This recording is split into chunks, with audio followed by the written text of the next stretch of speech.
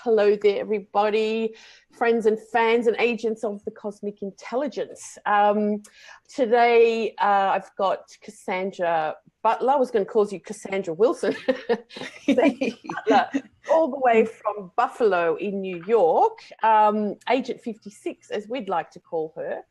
She's joining us as she's prepared quite a bit of good info about the Jupiter in Scorpio transition we're about to go through. So thanks for doing that with us. It's always good to get, different looks from everybody, different agents. Yes. So the what do you call it? As we just said, the flavor in the air is pretty exciting. Being a water sign, I'm quite excited about Jupiter going back into water. What about, and you're a Scorpio, so. Exactly, I'm super excited. I can trace back all the other times that Jupiter was in Scorpio. It was personally a very, very good year for me. So yeah. Well, that's what we'd expect, wouldn't we? With Jupiter coming up to your sun as a transit, or mainly a sun. Have you got other planets there? I have Neptune in Scorpio as well. Okay, well, that's a whole generation of us. I have as well. So, and I was remembering, because it's the only planet I've got in Scorpio, but remembering the times that Jupiter transited that Neptune, and pretty significant things happened in my life. None of them bad. I did lose some close people, but like a grandfather, elderly, and so on. So it wasn't, it wasn't sort of a shock to the system, but it was still something quite influential in my life. But there were other things happening at the same time. But had my second child through one of them, then finished school at another one. So 30 years ago. Expansiveness. Expansiveness, yeah. So we've all got, some kind of story with us, haven't we, about the Jupiter in Scorpio transition. Now, just generally, it will be a benefit for water signs, Exactly. That's as a general thing. Depends what else is going on in the chart, because if you've got planets in water, Jupiter could still be squaring something from, especially if you have, well, of course, squaring something if you've got planets in Taurus, Aquarius, and Leo as well. Right. And I think that one of the hallmarks, of course, of the Jupiter, it's a Santa Claus expansive energy, but I just see it as an adjective for big. So sometimes, like, for example, in my life, I went through a divorce and I went through a breakup last two times that Jupiter went through Scorpio. You could say, well, that was a terrible time, but actually it was a liberating time for me personally, the Scorpio. So sometimes a breakup can be obviously a good thing too. Well, it's the things that we've realized with Jupiter in Libra over this last year, isn't it? Or that's what comes before. Any planet moving into the next sign, it's the movement from, or the evolution of that planet through the whole sign system. So what comes before is very relevant too. So Jupiter in Libra might have alerted you to many things in a relationships that perhaps weren't working, and that type of thing, especially with the Uranus opposition that we start this ingress into Scorpio with. It's still, it's still happening. So the change to, the need to be free in relationship being very, very strong this time round. So now into Scorpio Jupiter goes, and it's very a daring kind of energy, isn't it? It's like, if I haven't done it yet, I'm probably going to do it now. Right. Which and I always telling your partner something like that. Not saying that you're getting divorced or anything, but it's that kind of intensity that we need to transform finally. From Libra, it's all a bit, we're aware, we're looking, left, right, we're very, seeing what's going on, but we may not be acting on it as much, which is Scorpio energy is very much about acting, sensing it and going, that's not right, let's jump on that. Or let's jump on that. The Jupiter and Libra might be the naming of what the relationship is, but the Scorpio is the real meat and potatoes, jumping right in. Right. So let me just check out what's happening online, because as we go today, I'll be a little bit more aware of what our followers are doing on Facebook. So if we've got any questions, later down the track, let's say. Sure. Sure. But for now, I'm going to share the screen. So we've got, you know, what do we call it? What we're sharing together. Okay. Where did it go? Okay, there we go. Hang on. I think I'm doing wrong. There's a few things I've mucked up this morning, and as you know, Cassandra, but I find, like, at the moment, Mercury is moving very fast. It just had its conjunction with the sun. Yes. I have a Mercury, a fast-moving Mercury, and I find these times much more significantly testing for me than the retrograde. So, I know. Anyway, this day is fed by, trust me. It usually works just perfectly, but in these fast-moving Mercury times, I'm very sort of on guard.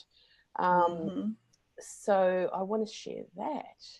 Okay. Can you just see? Oh, yes. No, it's showing something else. Oh, no, that's it. Okay, excellent.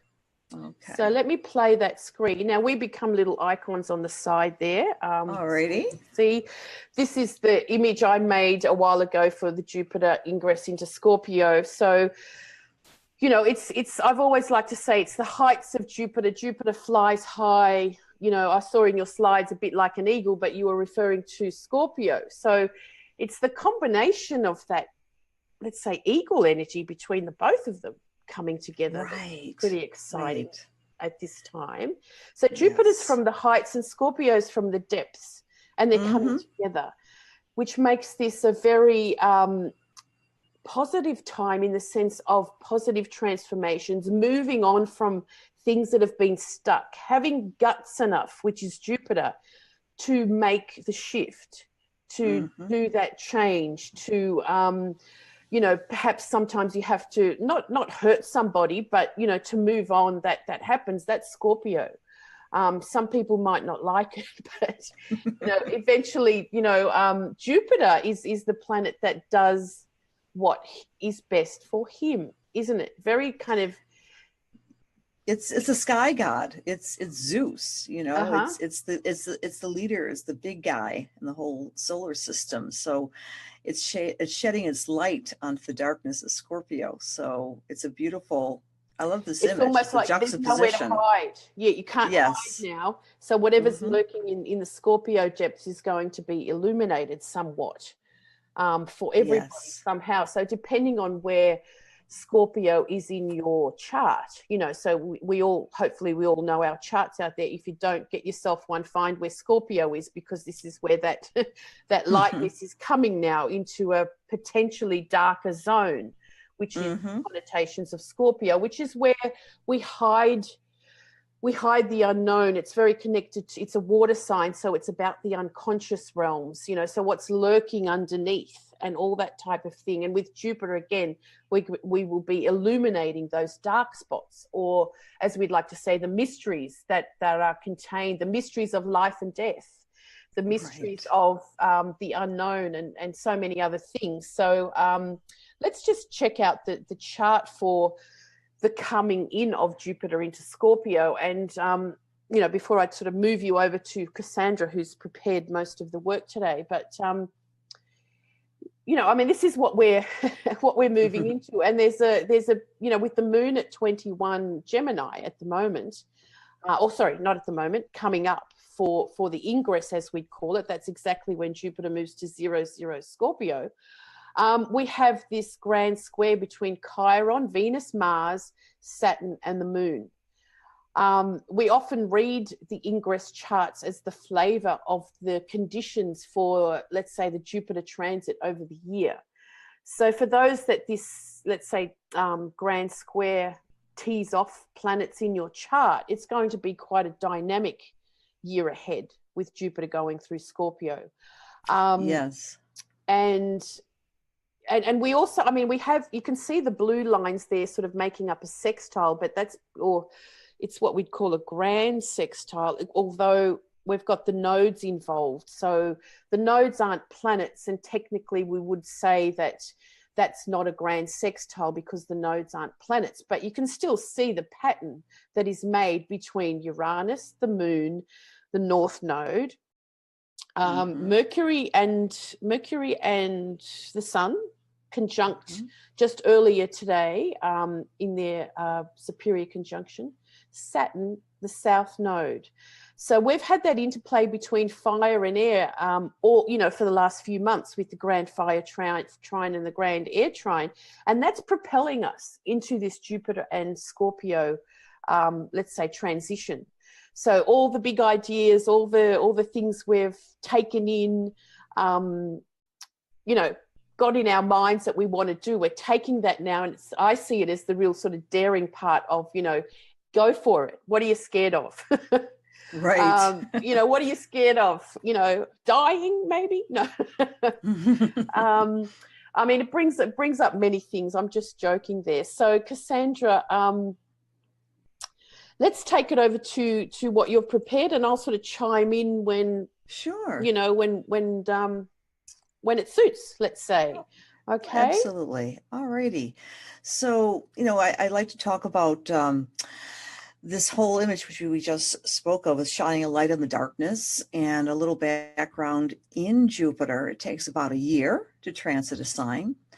And since it repeats every 12 years, think in terms of those 12-year increments when you're age 12, age 24, age 36, etc. And, there's nothing like a 12-year-old who knows everything, right? And those are expansive points in our lives. And that Jupiter return for all of us are often breakout years. We take risks. We might go back to school. We might just revel in that Jupiterian energy. So I like to say the analogy, of course, Jupiter being the biggest planet. Of course it is in volume. And so its action is that of the adjective of big.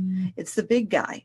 The Romans considered Jupiter the king of the sky. The Greeks called the same entity Zeus. So this is what we're talking about. Like, we're coming into our kingship, into our authority in so many ways when Jupiter is active in our own charts, or when we have a Jupiter return. And of course, now that Jupiter will be going through the Scorpio parts of our chart.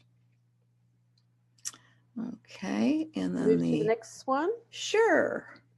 Santa Claus, right? Jupiter is just embodies beautiful Santa. Why? Because Santa Claus, of course, is large and expansive. He's got a great sense of humor.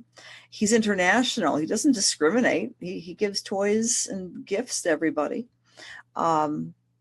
Big, jolly, and generous. That's good old Santa Claus, and that's Jupiter.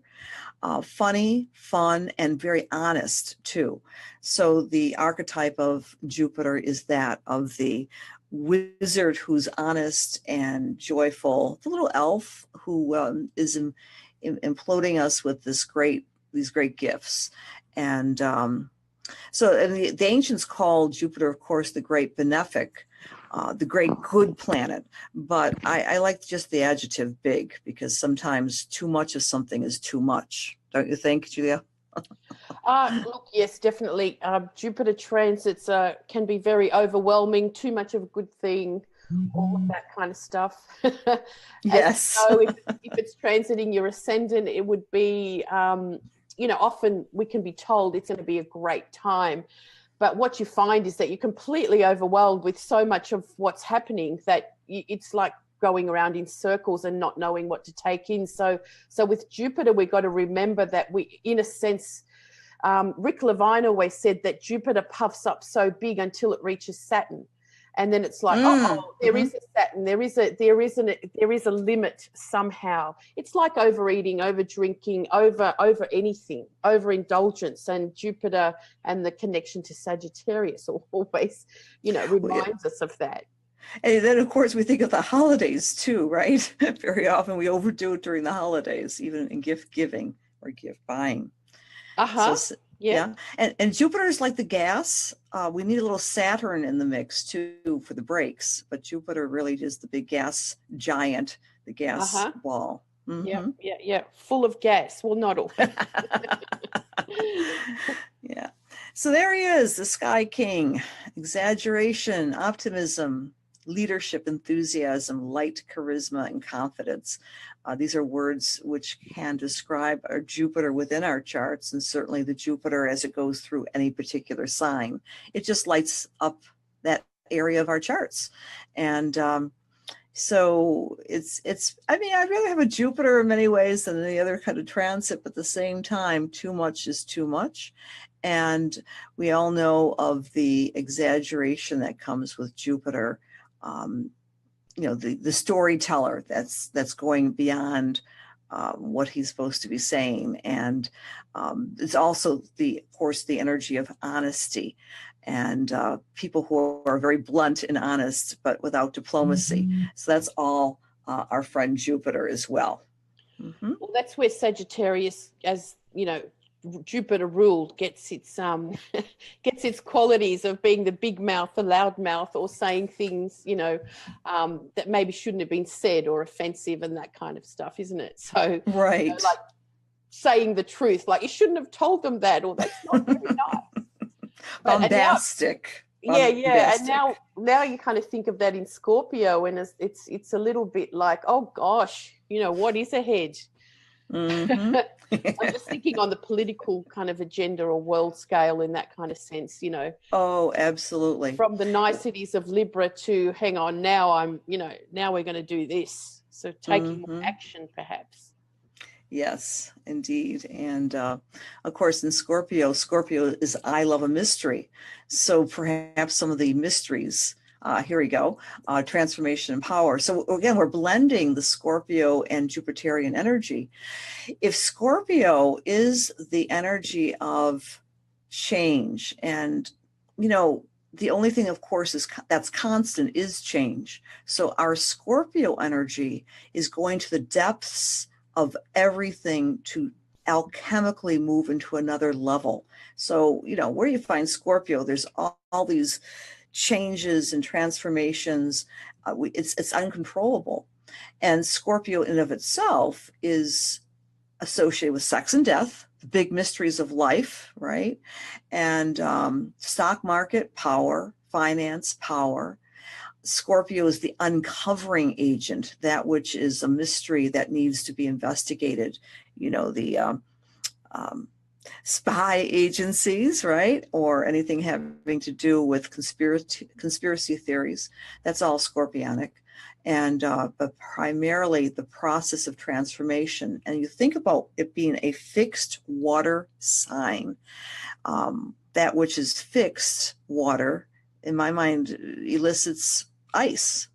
And so there's a certain sense of quietness about the Scorpio and privacy. Well, fixed water. So yes, ice. Mm-hmm. Fixed water. Yeah. Well, yeah, the mysteries that are ahead. We couldn't even really think what all that will be. As you've mentioned, the stock market finance here, as I was looking into, the stock market being blown up not blown up, but rising high in the Jupiter Scorpio time. Is that what you were saying? Yes. In fact, I did some comparison with what's coming up with the past. And as we unfold that in these slides, well, I think it was, let's take a look at our little Scorpion friend here. Okay, we'll talk about that later. I was just going to just briefly say that, it wasn't long after that the GFC happened. So it's kind of like, the blowing up, the daring to go further and beyond and expand. And again, the crisis that perhaps entails after that. So be careful of that in your own life. Right. Being too cavalier and too reckless, perhaps even with investments and so forth. So I love the Scorpio image because it really takes on 3 different archetypal pictures. It's very complex. And when we think of Scorpio, the animal, we think of this repulsive, creepy, crawly guy, right? He's got that stinger attached to his tail. It's used to kill. But, you know, Scorpio has the reputation for sometimes hurting itself, just like this little animal. When the stinger starts flaying around and the animal's in a frenzy, could hurt itself. So Scorpios are often known as the self-undoing energy, just like this little guy here. Oof. A little bit scary, Yes, yes. Creepy crawly. Creepy crawly. Well, I've said this a few times now. You know, Scorpio is the most incredible constellation to look at out in the sky, isn't it? It's like it's the biggest, it's the grandest. Although the way that it crosses the ecliptic, this is where we get this this connotation that there's another 13th sign positioned of Ficus just on the ecliptic there that covers the Scorpio zone, because Scorpio, if that's the ecliptic, Scorpio goes like this. So it's actually only a skinny sort of part of it that goes through the ecliptic plane, which is where we get our zodiac constellations from. Okay, constellations now being different than signs. I won't get into that just yet, but it is the sign that looks like the constellation more than any of them. I think Taurus being the other one that you can look in the sky and go, oh yeah, that looks like bull's horn. Or, oh yeah, this looks like a scorpion.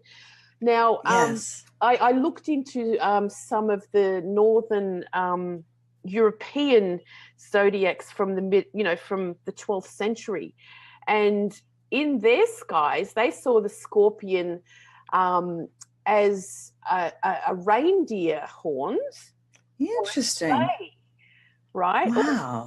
And the thing is that the coming of Christmas or the solstice would see Scorpio, the constellation, high in the sky at that time. So it's like the solstice is coming because they would call it the reindeer is in the sky, and then you'd see that the reindeer has then become the sleigh that comes with Christmas and brings Christmas. That's fascinating. Cool? That's really cool. Yeah. So anyway, I mean, I'm just going to say, so Scorpions, our Western astrological, signs have developed from, ancient Babylonia, from the desert areas that then moved to Greece and so on, and sort of developed in the Western world. But there's no Scorpions in Northern Europe. So, I think in this day and age with our astrological outlook, it's very good to let's say be aware of other cultures around the planet and how they looked at the cosmos as well, so absolutely. That so attached to Scorpio being so threatening, whereas in Northern Europe it's like, hey, that was the coming of Christmas, man. So, as you said, and Jupiter, being that connection. So yeah. Really anyway, cool. Just to lighten it up a bit. I like that very much. And so, of course, if you're not a Scorpio creepy crawler, you're an eagle, the king of the birds. And there's lots that's been said about the Scorpio eagle eye. Scorpios really observe and look and go within. So, I mean, nothing escapes the gaze of the Scorpio, right? So this is the other level of Scorpio, rising above it all, purveying, and is still a predator. That's the other important thing about the eagle, is being a predator per se. And so ultimately from eagle, we transition to that of the phoenix. And the mythology of the phoenix is from one's own ashes, power is achieved by coming up through the flames and rebuilding, transforming, and rebuilding oneself. So we go from the Scorpio, the middle level, which is the eagle, and then we go to the phoenix itself. That's the next slide. Well, as I was saying before, I mean, and Jupiter, one of its rulers is the eagle as well. So we've got this connection of both of them connected to eagles, flying high, eagle eye, thing, that type of thing. Yeah. Yes, exactly. And if the goal is all about transformation, the path of the Scorpio is rising above our issues to recreate ourselves. So this is the third image, the phoenix, the mythological bird, mythological being, and healing difficulties and mysteries. And, I love this expression from Nietzsche, Friedrich Nietzsche, and what doesn't kill me makes me stronger. Now, he wasn't a Scorpio. Actually, he was a Scorpio rising. However, this philosopher was a Libra sun, but with a Scorpio rising, and known for this particular expression. And the idea that life is about this transformation, this change, and so forth, and overcoming difficulties is part of the path of the Scorpio, or Scorpio, of course, where it falls in our charts. Mm. Well, it suits having, Nietzsche being a Scorpio rising. Yes. And saying that it's almost more apparent than his sun there, in a sense, because it's very obvious. Like, I've been threatened before. I can feel this, like, big time. That's the ascendant, isn't it, working? Yes, right, the defensiveness. So we're taking a look at some themes here for Scorpio. And of course, eyes roll and eyebrows get up in the air. Sex is one of the Scorpionic themes.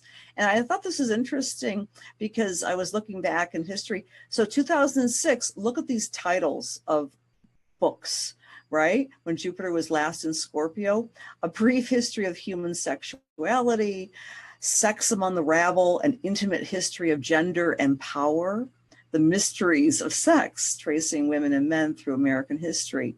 So these were some of the books that were coming out into academia. Again, because Jupiter is the academic moving into Scorpio, there was a lot of research being done last time Jupiter was in Scorpio.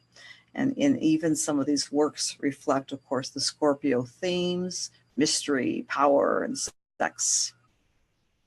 So more mysteries to be unraveled in these areas, hey?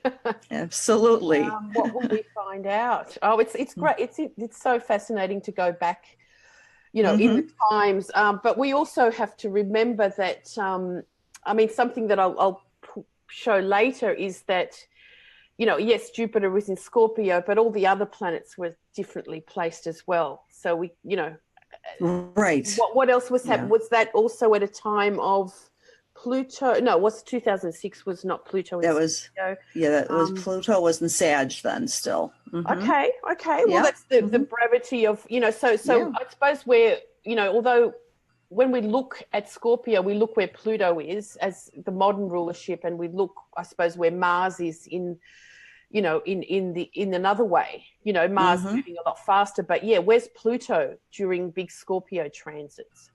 It's always very relevant to the situation as well. Yep. And we're going backwards a little bit more here too. In 1994, when again Jupiter was in Scorpio, Pluto was in Scorpio. Oh, I'm sorry, Pluto was not in Scorpio. Pluto was in Scorpio. Here, I'm just yeah. I was thinking 84. That's when it first moved into Scorpio. But anyway, look at these titles of love songs. These were really popular tunes. Love, love, love. Almost in every one of these titles, and they were the top 6 songs of that year. Yeah. And I got a kick out of this one: 4 Weddings and a Funeral. Oh, that is perfect. One of the movies. Yeah. It's the Jupiter, the weddings, the celebrant, and then the funeral as well, which is a Scorpio kind of side of it. So that's perfect.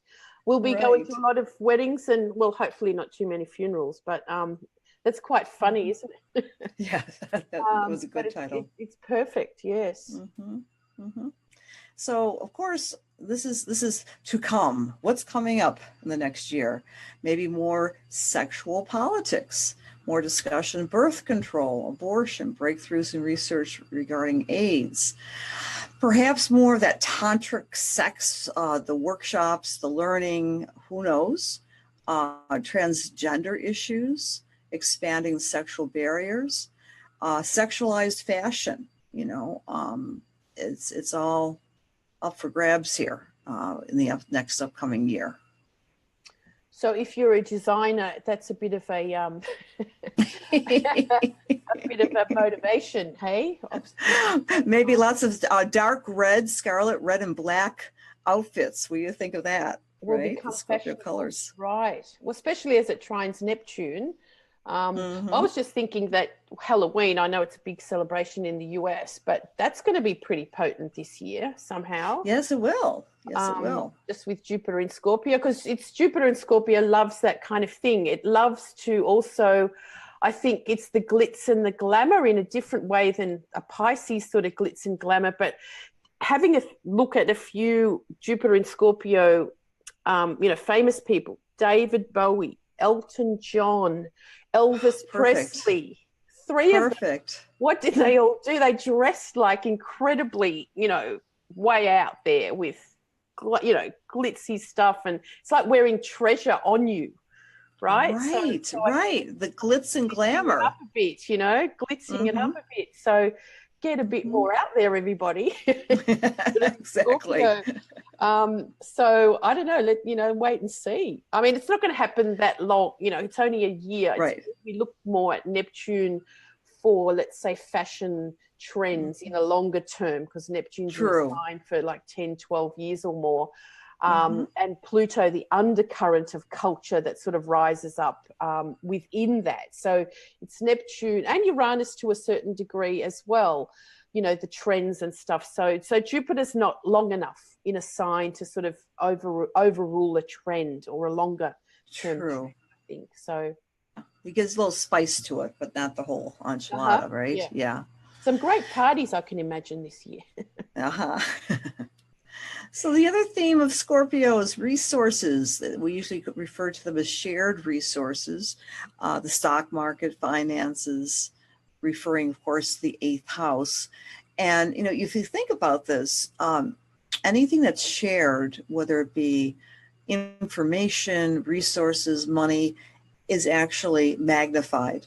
So this is why Scorpio is about the sharing. And Jupiter is even expanding that. So in 2006, in January, the Dow Jones, this again, the last time when Jupiter was in Scorpio, it closed above the 11,000 mark for the first time in that decade. And so we have to wonder about overconfidence in the markets. And of course, this is going to be a big year in 2018 because our friend Uranus is moving into Taurus, which is, of course, going to make this whole other Jupiter and Scorpio transit modified. And a lot to be said for resources and changes in the next year. Yes, and definitely with Uranus moving into Taurus later in the year and Chiron into Aries. So we've got bigger shifts within this year, which I think kind of heralds that the bigness of Jupiter in Scorpio. There's other big things that are going to happen that will reveal a lot more. Like one of, someone called Sugar Magnolia sort of said, what about the truth, unveiling the truth? Yes, of course. That is going to be happening big time, unveiling the truth in so many ways, in every area of life and living. And personally for us, it's like we hold, what truth we hold is what will take us through this whole time as well. Absolutely. We can't hide from the truth because Scorpio can be private and wants to hide, but Jupiter is shining a light on it for sure. Yeah, so you've got to be completely sort of honest and truthful to take the right steps. Otherwise, you'll be caught out very much so by others that can see your untruth. Exactly. Yeah, sorry. Oh, okay. I would just say the other big theme, of course, we're just doing this theme by theme. You can't talk about Scorpio without talking about death, which is the ultimate transformative process, right? So it's the biggest mystery of all. And we know that, of course, again, Scorpio falls during the time of year when we mark Halloween or the cross-quarter day between the old pagan Celtic holiday, actually, originally, which nowadays is a kid's holiday off in the US. I'm not sure. How is it celebrated in Australia? It is a bit of a kid thing, but I have to say adults love to have their own parties. And my sister and I was just talking about it the other day that, in Sydney, there's some really sort of, fabulous parties where everyone just goes way out to dress up for Halloween. People love dressing up. Yes. Or especially this year, I'll say, so yes, an outfit to dress up in and be a bit Elvis-like I was saying. You know, I love the idea that Halloween is often thought of hand in glove with dressing up and wearing the mask, right? Because Scorpio likes to hide. So the masks symbolically get revealed or taken off during Jupiter going into this particular sign. But, and of course, death is the great transition of life. It can lead us either to heaven or hell. And death is the one thing we absolutely have no control over at all. So it's Scorpio, as you write, theme the greatest of mystery control. of it all, the greatest mystery.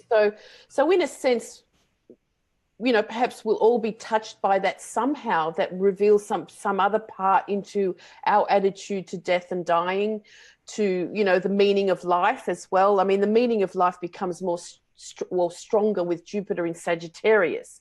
But it's like, I always see any sort of planet going through Scorpio as you've got to get through this deep, dark forest. And then you come out again to the light, which is Sagittarius, to say, what the heck was that all about? But God, I learned a lot.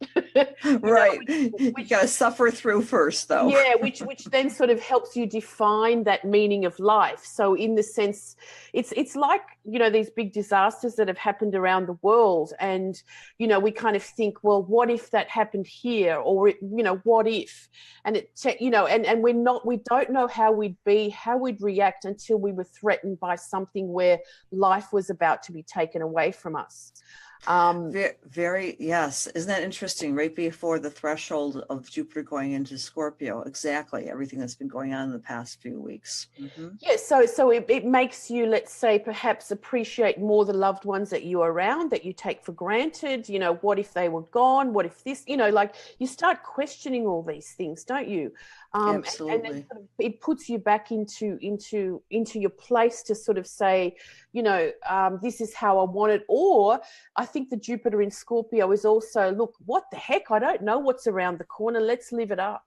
You know, let's get into it. Let's make the most out of life. Like I've been wanting to do this for, you know, 3 years, 3 months, or whatever it is. And if I don't dive in now, you know, when am I going to do it? So it is a bit of a, you know, it is a bit of a push. Like, just go and do it. What are you scared of?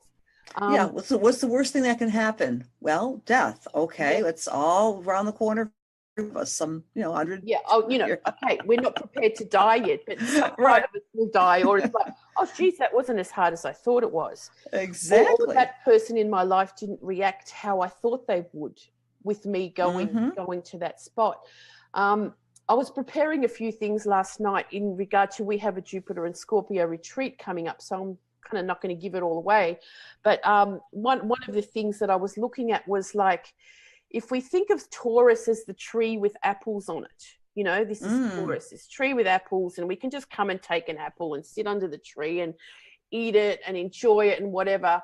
But the tree, then there's the Scorpio tree with apples on it, but there's a serpent or a dragon around it, or something. Perfect. You know, something that's you've got to get past, you know. So have a think of your own Jupiter, and how would you, like, I really like that apple on the tree, or I want all the apples on the tree, or whatever it is. But there's always that part of the hero's journey that, you know, in Scorpio we have to confront some kind of demon, dragon, slay something to get past. So what is your, you know, modus operandi for this kind of scenario? And I kind of thought, well, I'd probably, like, you know, maybe I'd befriend the dragon. Be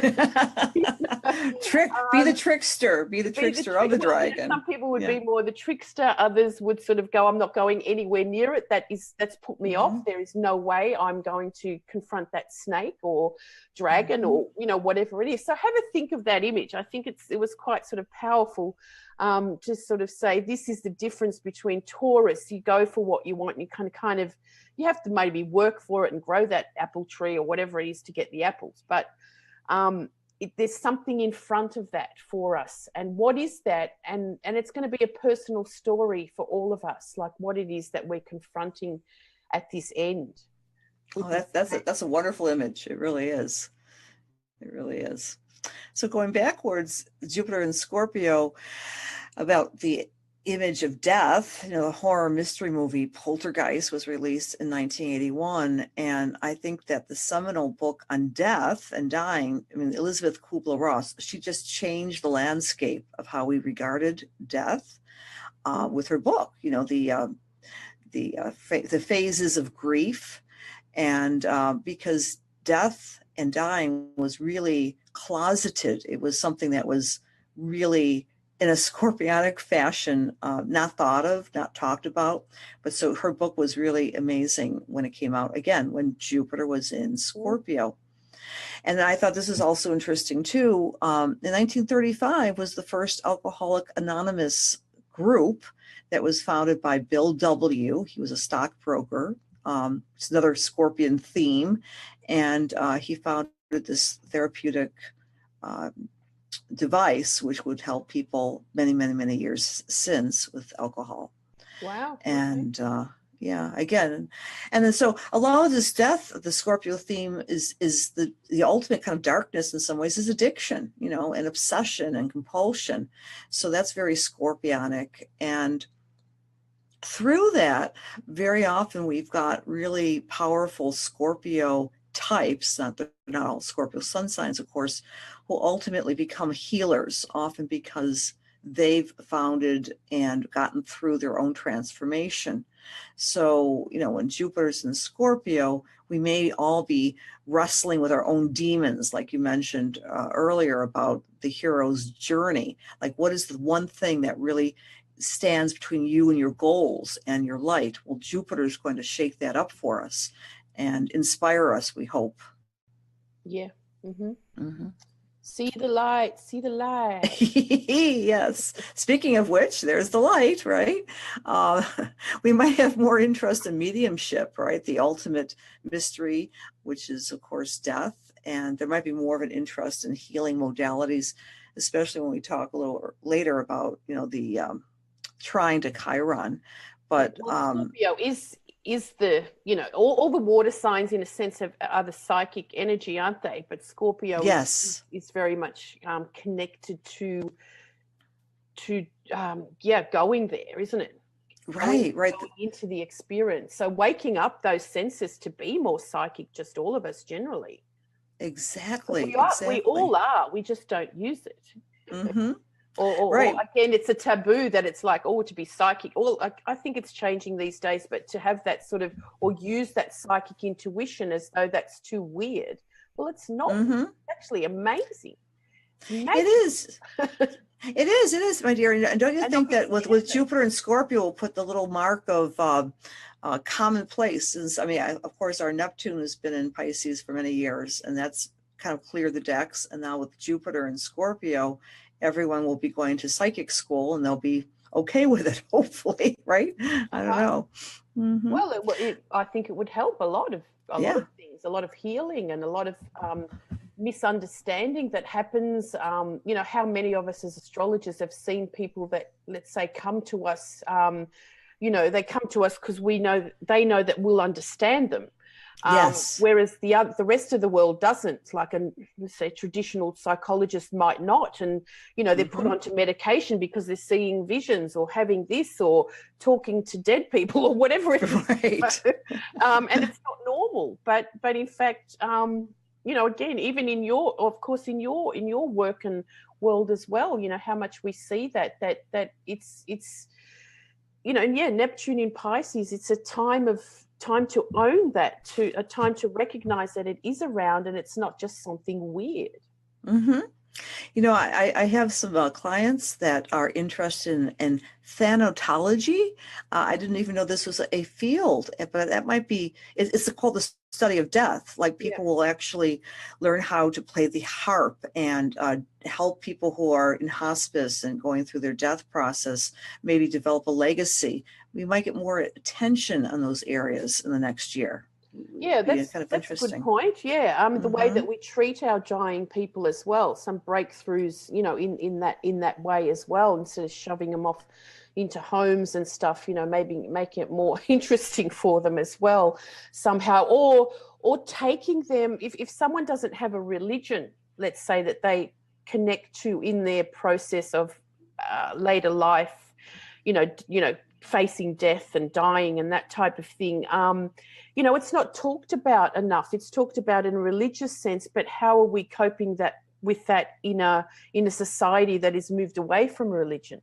Exactly. So strongly. So I know personally that there's astrologers have coached people into their dying, helped in that sense, like through a process for them, incredible process, but also, they've had a client for, let's say, years and years, and they've seen them for 30 years of their life, and so they also see them through the dying, which is just incredible.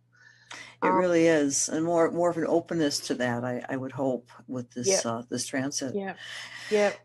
And of course, the worldwide opiate addiction. I mean, there's other addictions too, but that's, I don't know how it's been operating in your neck of the woods, my friend. But it's really epidemic here, in Buffalo and elsewhere.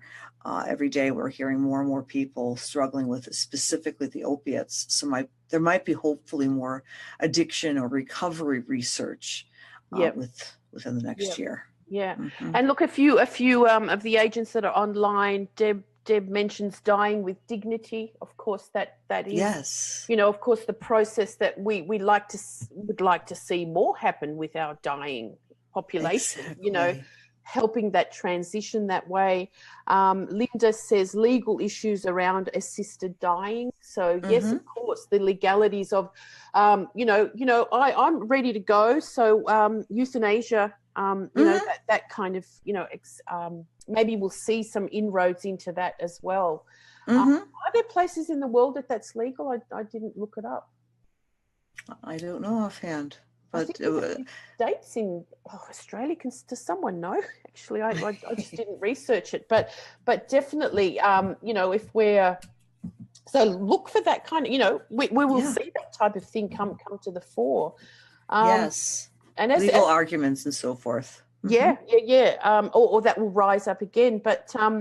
Thanatology, I did know what thanatosis means because my middle son, who was born with Pluto in Scorpio, had a heavy metal band called Thanatosis.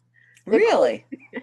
And I said, what does that mean? And he goes, oh, it's about, dead, like the dead music. But now it's the band name's changed anyway. So Pluto in Scorpio generation. Yeah? Oh, we love those Pluto and Scorpio people.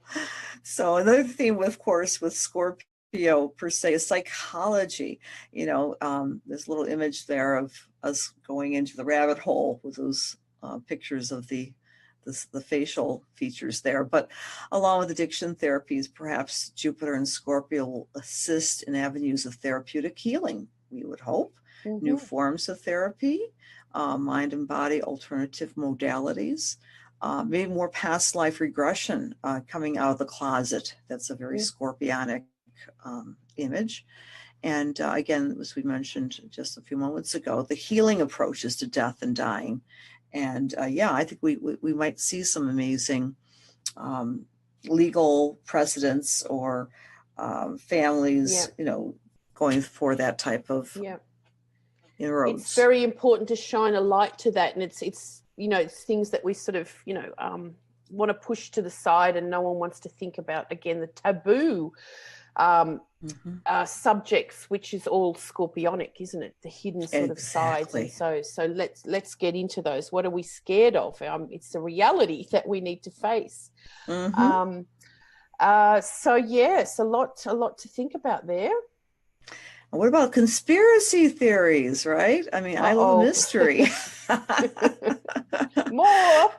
Yes. So what's fake? What's otherwise? It would be very interesting to see. I like this, United States of conspiracy. I mean, who knows, right? But uncovering the truth about some outrageous theories, or maybe new ones might be developing.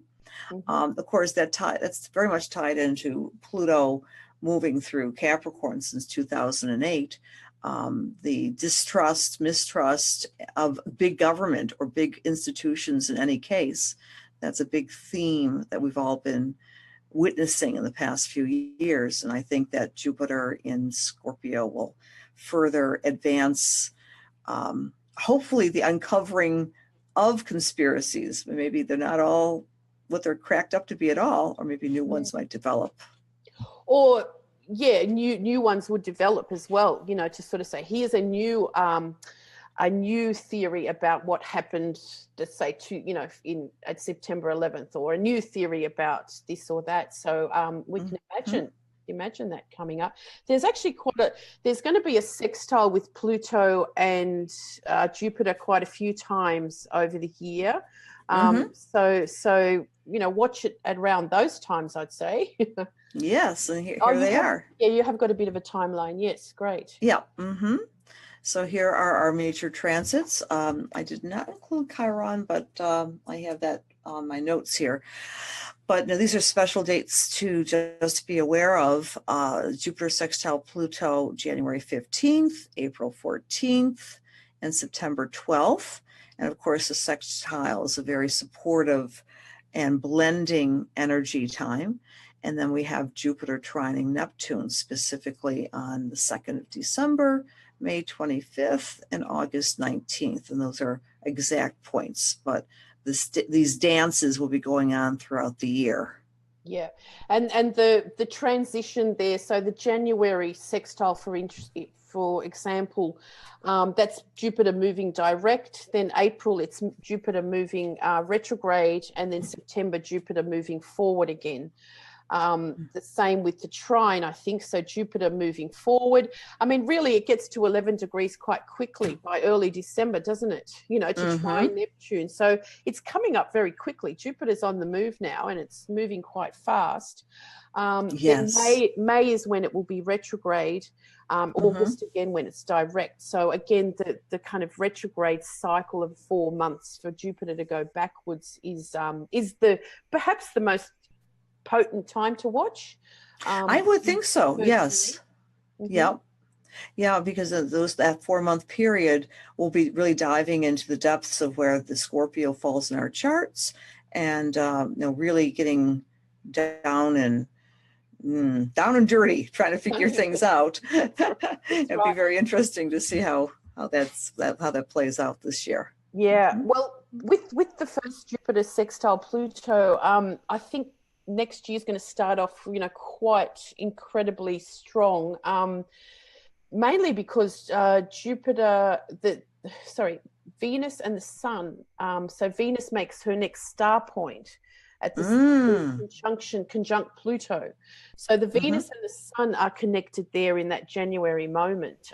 So Venus as a star point hasn't been conjunct Pluto for I don't even know. I'm going to look that up before then. But, Venus values, significant sort of big shift on the world kind of scale and system in that sense. But as a sextile, it's a good thing. So let's not be scared. Yes. So again, it's kind of summary, that blending of Jupiter with Scorpio, the main theme is bringing light into the darkness, exposing the truth, healing taboos, bringing optimism to intensity, another good Scorpio word, and some powerful transformational healing. And of course, that would also come on the backs of Jupiter trining Chiron, which is basically later in the year, but Chiron, the wound that comes up within in the sign, and then of course it's making that transition to the trine to Jupiter and Scorpio. Yes.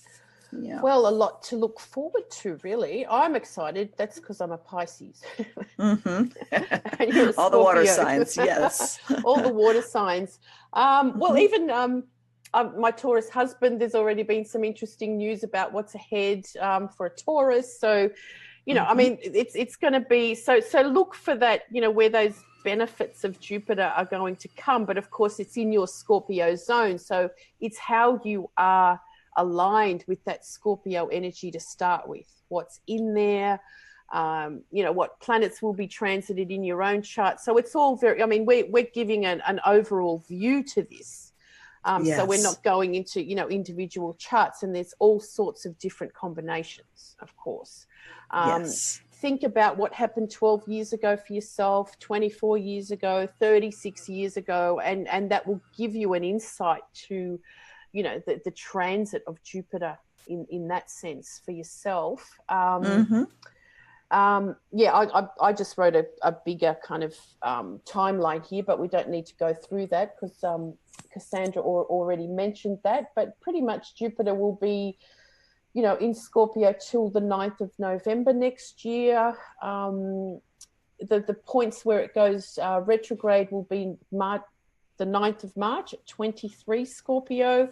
So these stationing points are, perhaps the most significant as well. So 23 Scorpio back, Jupiter always retrogrades back about 10 degrees over the 4 months, and then so back to 13 degrees of Scorpio. So if you've got planets in amongst those degrees mostly, or squared by those degrees, so in Taurus, opposite in Taurus or Leo and Aquarius, angles, you're going to get Jupiter, sort of hitting you 3 times, let's say. Right. So that's right. It's sort of very much about have a look at it now, have a look what it's going to be hitting.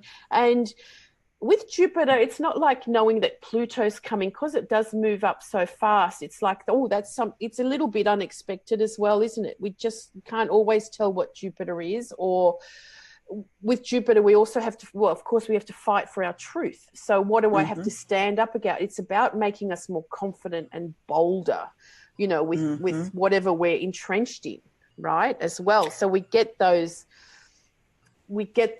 things happen to us in life that we have to stand up for ourselves in so many different ways. Yeah, I like to think in terms of direct motion, retrograde motion, and then direct again. It's almost like a story, like whatever is being presented at first, and then you kind of digest it during the retrograde, and then comes back the 3rd time with new insights. So these dates are really important with the retrograde, and seeing where it falls within your particular chart. Yep, exactly. And the trines to Neptune, because Jupiter rules Neptune in the ancient, it's a traditional system of astrology. So the two align together. Jupiter and Neptune is quite an exciting spiritual combo. A very it's possible kind of scenario, like make it possible. It's very possible. It's very dreams come true, that kind of thing, Jupiter and Neptune combination. So look out for that type of thing in your chart. Something that I found very interesting, it has because I knew that you were looking up, doing most of this kind of for us today, 56. So I just kind of, for some reason, I get these things. I think, what's the real Jupiter in Scorpio thing that happened down in space? And I remember Jupiter, that footage that we have of the first crash in the solar, that was in the solar system. And I looked it up, and it happened with Jupiter in Scorpio. Oh, that's amazing. Now, and the reason I was looking it up, because we often see Jupiter in the cosmos or in our solar system as quite a protector. That because of its huge and massive gravity, it pulls things towards itself, so it protects the Earth from a lot of potential collisions that may happen.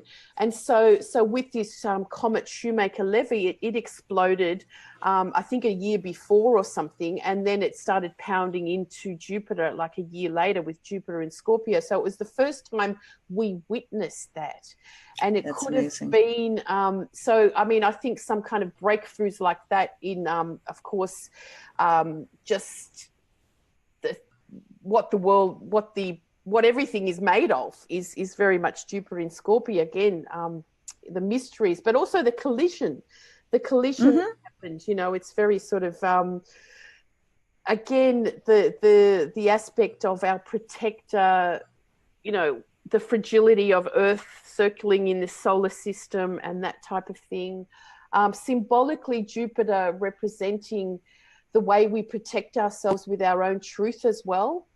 Yes. Like truth is very important. The things, Jupiterian things like hope, faith, living our truth, all make us much more confident in our world, in our life. So it's important to have, let's say, a good Jupiter, a strong Jupiter, Exactly. So To believe what we believe in. And here's another little space nugget for you. In 2006, NASA had launched the first mission during, again, the last time Jupiter was in Scorpio, its first mission to Pluto. It was launched in 2006. Right. Yeah. Okay. Yeah. What we witnessed last year. Yeah. Fantastic. Okay. So more space probing. That's what especially. Yeah, space probing, exactly. Space and I've got a bit of a I think there's some footage I found of that. Oh, so fabulous. So there was, so we witnessed this collision on Jupiter with this pieces of the comet exploding on, colliding with Jupiter. Oh my gosh. So how cool is that? It's very cool.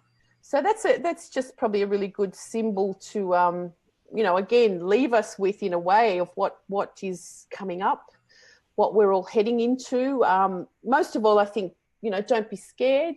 We will be awakened in a certain sense to kind of live our truth, or in a deeper sense to live our truth, to live what we believe in, and get better at it, really.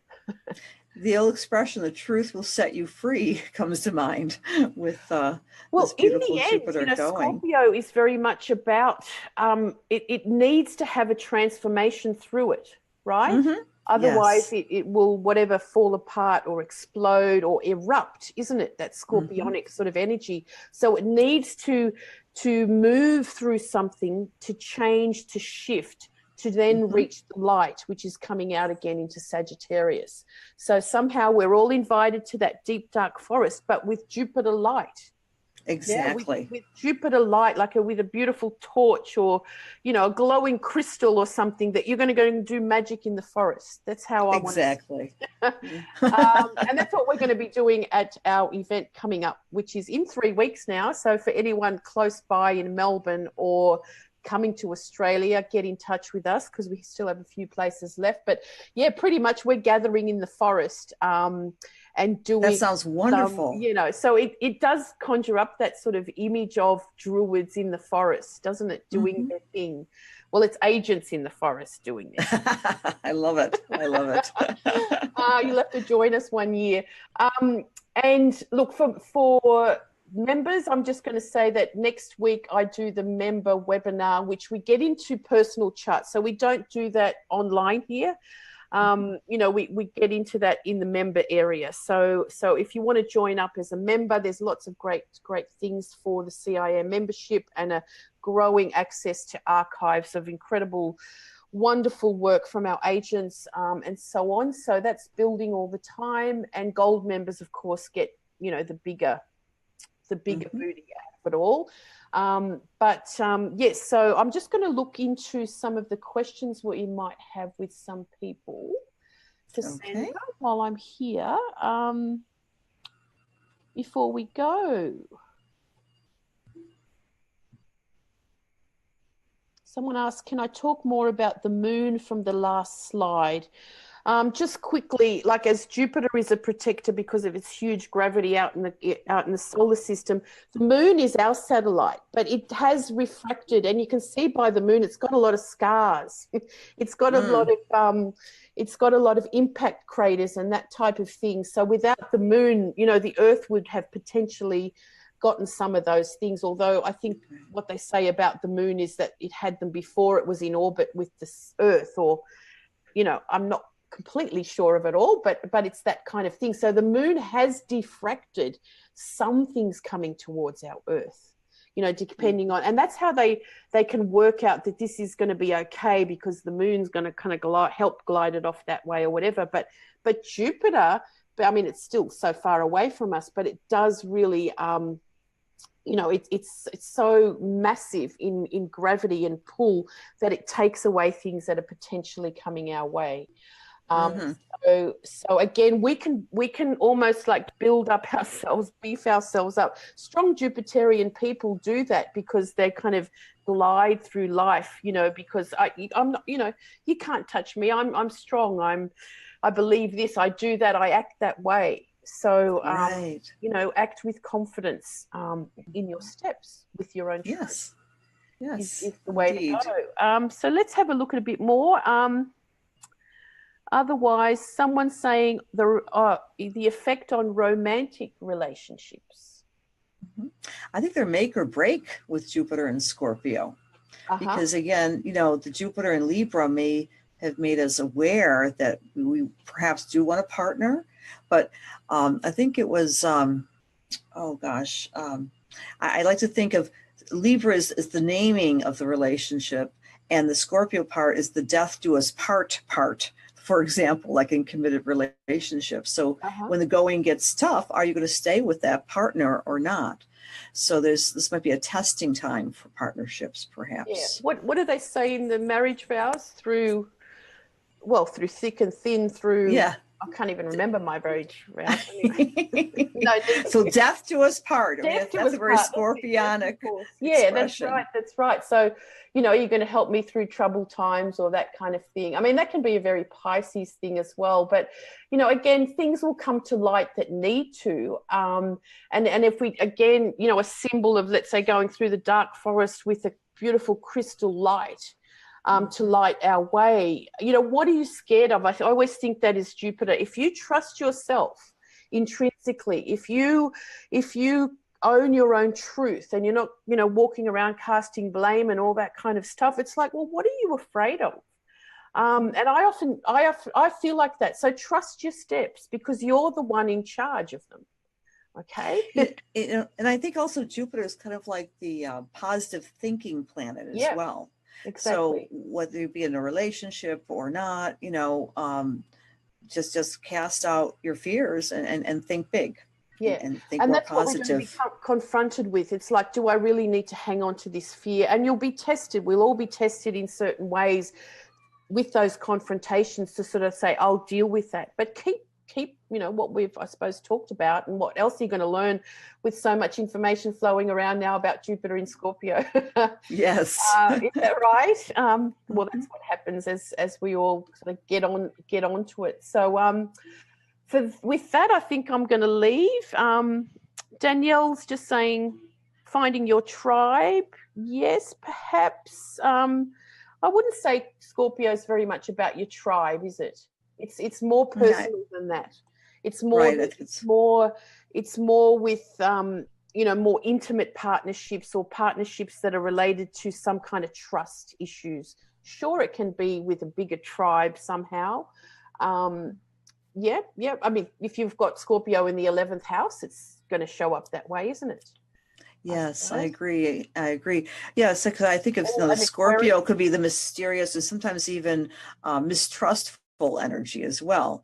So, And again, with, you know, training ourselves, water energy is very good to know. I don't want to go there. I don't trust it. We get that with people. So trust your intuitions, trust your gut feelings, trust the water in you. You know, as the water rises, it knows the best. You know, does it feel right? I mean, often in consultations, I'll just say, does that feel right to you? That no matter what you've told, you know, feel right. Yes. It's a feeling connotation as opposed to logic. Yeah. Right. So it's big feelings and trusting those big feelings. They will always be righter than anything else. Anyway. Yes. So let's leave everyone with that. Thank you so much, Cassandra. My pleasure. Thank you. This has been fun. And we'll have to talk about connecting up in New York next year. All right? Absolutely. Absolutely. Fantastic. So thanks again. Thanks everyone for being online as well. Stay tuned for our next live. Haven't got one scheduled, but I'm sure there's going to be something coming up. So for now, happy entrance of Jupiter into Scorpio. Do think about joining the CIA as a member, as an agent. If you've got the right credentials, get in touch and have a great week. See you later. Thanks. Bye-bye.